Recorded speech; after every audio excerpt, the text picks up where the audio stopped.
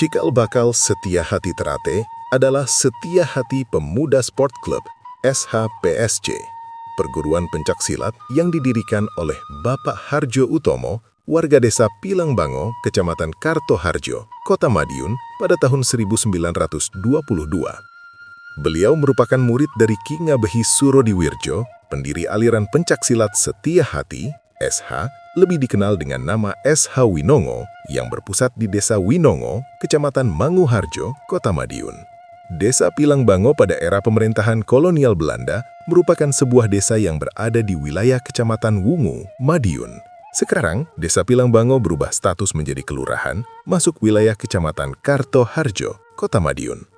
Pada awal perintisan, SHPSC hanya berupa tempat latihan pencaksilat yang diikuti oleh sejumlah pemuda dan teman seperjuangan Pak Harjo Utomo.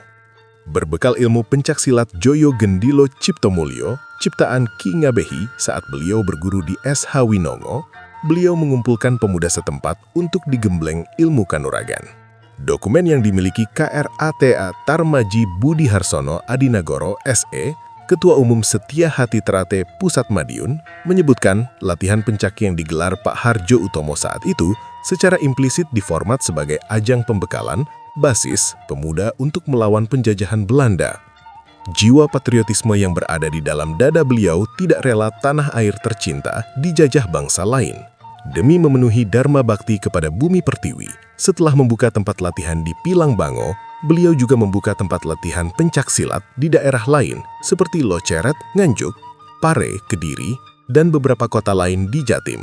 Kajian data hasil penelusuran yang bersumber dari catatan pribadi, buku harian yang ditulis sendiri oleh Bapak Harjo Utomo juga menyebutkan beliau membuka latihan pencaksilat dengan niat mulia, yakni mengembangkan ilmu pencak SH ke masyarakat kecil, rakyat jelata, dan para pejuang perintis kemerdekaan. Sebelumnya, ada kecenderungan ilmu pencak SH diajarkan kepada kaum bangsawan, sebut misalnya kerabat bupati, wedana, mantri polisi, dan masyarakat berdarah biru atau kaum bangsawan. Dalam stratifikasi sosial masyarakat Jawa, komunitas kaum bangsawan ini biasanya memakai gelar Raden atau R di depan namanya. Misalnya Raden Mas, RM, Raden Ajeng, RA, Raden Bagus, RB, atau juga Kanjeng Raden Arya Tumenggung atau KRAT. Sejumlah dokumen menyebutkan terdapat beberapa alasan mendasar yang memantik niat Ki Hajar Harjo Utomo membuka latihan dan mendirikan perguruan pencaksilat baru, yakni terjadi silang pendapat cukup prinsip antara beliau dengan Ki Ngabehi Surodiwirjo.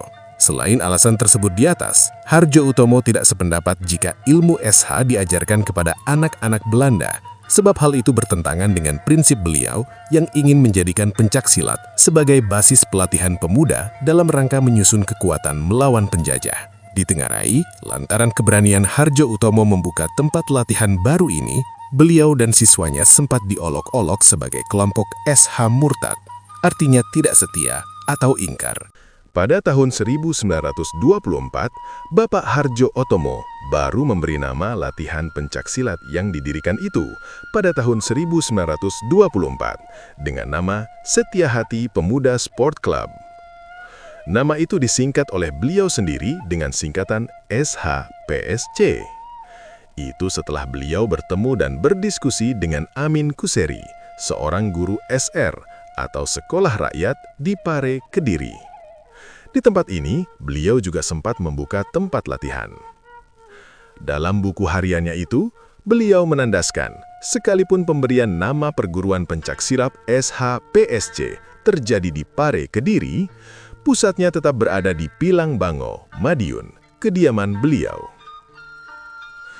Tradisi komunikasi sosial yang dikembangkan di awal berdirinya SHPSC adalah Paguron atau perguruan pencaksilat dengan sistem kepemimpinan paternalisme atau pola kepemimpinan yang menempatkan sosok patron atau guru berada pada posisi puncak atau pucuk pimpinan. Selain dijadikan ajang olah kanuragan, SHPSC secara implisit diformat menjadi basis pelatihan dan pemadaran pemuda dalam pergerakan menentang penjajahan Belanda. Karenanya, meski baru seusia jagung, SHPSC diawasi ketat oleh pemerintah kolonial Belanda. Catatan singkat sejarah perjuangan Hardjo Otomo yang ditulis oleh istri beliau, Ibu Inem Hardjo Otomo, disebutkan, pada tahun 1924, beliau ditangkap Belanda karena melakukan gerakan menentang pemerintah kolonial Belanda di Madiun dan dihukum selama 3 bulan. Hukuman itu dijalankan di Talang, Jember. Berdasarkan catatan tersebut, berarti beliau ditangkap dan dipenjara kolonialis beberapa bulan setelah mendirikan SHPSC di Pare, Kediri. Keluar dari penjara Talang, Jember, ternyata semangat Pak Hardjo Otomo dalam gerakan perintisan kemerdekaan semakin berkobar. Aksinya ini menjadikan pemerintah kolonial Belanda semakin berang. Tahun 1925, Pak Hardjo Otomo ditangkap lagi dan dipenjara selama 6 bulan. Istri beliau saat itu juga ikut ditangkap dan dibawa ke Bureau Velpoliti, tapi dipulangkan lagi setelah menjalani interogasi dan menandatangani berkas perkara pemeriksaan. Selang 3 bulan berada di penjara pemerintah kolonial Belanda, beliau dipanggil dan dibawa ke pengadilan Landrat Belanda dengan tuduhan merencanakan aksi pemogokan dan menentang kebijakan pemerintah kolonial di dalam penjara. Sidang Majelis Hakim Pemerintah Kolonial Belanda memutuskan Pak Hardjo Otomo divonis hukuman penjara selama 5 tahun. Vonis penjara 5 tahun itu dijalankan setelah Bapak Hardjo Otomo menyelesaikan masa hukuman 6 bulan di Talang, Jember. Berdasarkan putusan itu pula, beliau dipindahkan dari penjara Talang, Jember ke penjara Cipinang. 2 tahun berada di dalam penjara Cipinang, Bapak Hardjo Otomo kembali melakukan gerakan melawan kebijakan penjajah. Karenanya, pemerintah kolonial Belanda mengambil langkah mengasingkan beliau ke penjara Padang Panjang, Sumatera. Catatan itu juga menyebutkan, beliau sebenarnya sudah masuk dalam deretan nama-nama pejuang perintis kemerdekaan RI yang akan dibuang ke Bovendigul. Tapi hukuman itu urung dijalankan karena dia sudah menjalani hukuman selama 3 tahun di penjara Padang Panjang. Catatan ringkas perjalanan SH-TER-AT yang dibuat oleh Bapak Darsono Harjendro, yaitu Wakil Ketua SH-TER-AT di tahun 1948, menyebutkan, sekembali dari penjara Padang Panjang, kehidupan Pak Hardjo Otomo cukup menderita. Untuk menopang kehidupan rumah tangga, beliau sempat berganti-ganti berprofesi, antara lain menjadi mandor pabrik tenun, pukrul atau pengacara, bahkan pernah menjadi wartawan dan menerbitkan media massa atau koran. Surat kabar yang didirikan Pak Hardjo Otomo berbentuk mingguan atau tabloid yang diberi nama Keinsyafan Rakyat. Di media ini, beliau menjabat sebagai pemimpin redaksi. Tapi tidak lama kemudian, mingguan Keinsyafan Rakyat dibredel atau dilarang terbit oleh pemerintah kolonial Belanda. Alasannya, media itu dijadikan alat propaganda pergerakan menentang penjajahan di tanah air tercinta. Setelah upaya pembredelan tabloid tersebut, gerak-gerik Pak Hardjo Otomo terus diawasi. Bahkan, untuk mempertegas pengawasan, pemerintah kolonial Belanda mendirikan pos penjagaan di depan rumah beliau di Pilangbango. Memasuki tahun 1938, kondisi fisik Pak Hardjo Otomo mulai menurun.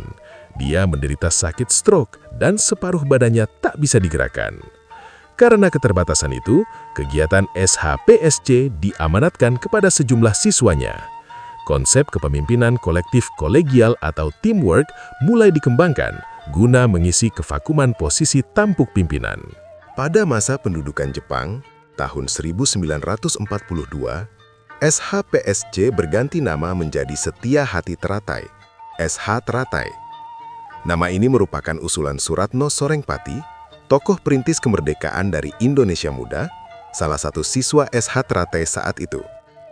Salah satu alasan yang mendasari pergantian nama itu, antara lain, agar SHPSC tidak lagi dicap sebagai pemberontak, seperti pada zaman penjajahan Belanda. Sekalipun sudah berubah nama menjadi SH Teratai, konsep komunikasi yang dikembangkan di kalangan warga SH Teratai pada era ini masih tetap memakai konsep paguron atau perguruan pencaksilat.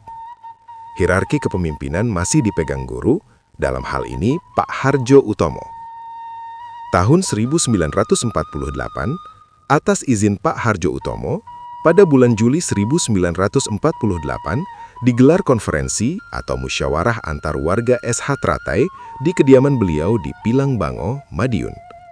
Sejumlah murid beliau mulai tampil ke depan. Sebut misalnya Bapak Sutomo Mangkodijoyo, Bapak Darsono, Bapak Sumaji, Badini, dan Irsyad. Saat ini beliau dalam kondisi sakit. Separuh badannya tak bisa digerakkan. Temu kadang tersebut melahirkan mufakat bahwa kegiatan SH Teratai harus tetap berjalan dan berkembang. Karena beliau sudah tidak bisa melakukan aktivitas, kegiatan latihan pencaksilat mulai diamanatkan kepada murid-muridnya. Kemudian, digagas perubahan sistem komunikasi di tubuh SH Teratai, yakni dari sistem perguruan pencaksilat ke sistem organisasi persaudaraan. Pada tahun 1950, Ki Hajar Hardjo Utomo mendapat pengakuan dan penghargaan dari pemerintah RI sebagai pahlawan perintis kemerdekaan RI. Penghargaan ini diberikan atas jasa beliau berjuang melawan Belanda. Pada tanggal 12 April 1952, Ki Hajar Hardjo Utomo wafat dan jenazahnya dimakamkan di tempat pemakaman umum TPU Kelurahan Pilang Bango, Madiun. Ki Hajar Hardjo Utomo meninggalkan seorang istri, Nyonya Inem, dan 2 orang putra yang diberi nama Harsono dan Harsini. Baik istri maupun putra beliau, Harsono, putra Ki Hajar, saat buku ini disusun tahun 2013, sudah wafat. Jenazah Harsono, putra Ki Hajar dimakamkan di lokasi pemakaman yang sama. Keberadaan Pak Hardjo Utomo sebagai pendiri, sekaligus pelatih atau guru pencaksilat, menduduki posisi patron. Karena posisinya ini, beliau cukup disegani dan dihormati murid-muridnya. Penghormatan itu kemudian diwujudkan dengan penghargaan berupa julukan atau gelar Ki Hajar, diambil dari akar kata dalam bahasa Jawa yang ajar, artinya pelatih atau pendidik, pengajar. Dalam perkembangannya, nama pendiri SH Teratai disebut lengkap dengan gelarnya, yaitu Ki Hajar Hardjo Utomo.